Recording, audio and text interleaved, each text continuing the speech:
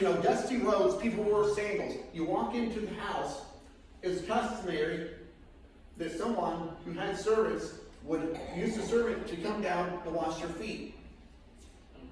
But that could be a real test of humility to wash somebody's feet.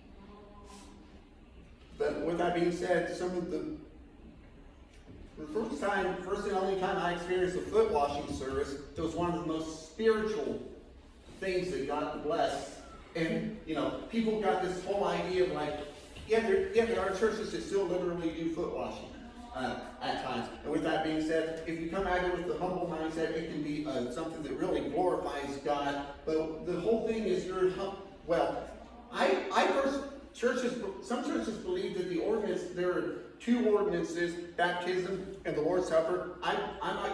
This isn't something that I have in the past ever disaffiliated from a church for, but I believe this is a clear indication of the third ordinance. Most churches don't believe that way. They just look at it as an example of servanthood. But with that being said, Jesus was humble enough, knowing exactly who he was, that he humbled himself and did the manual labor of somebody who didn't have any rights of their own, that was a household servant.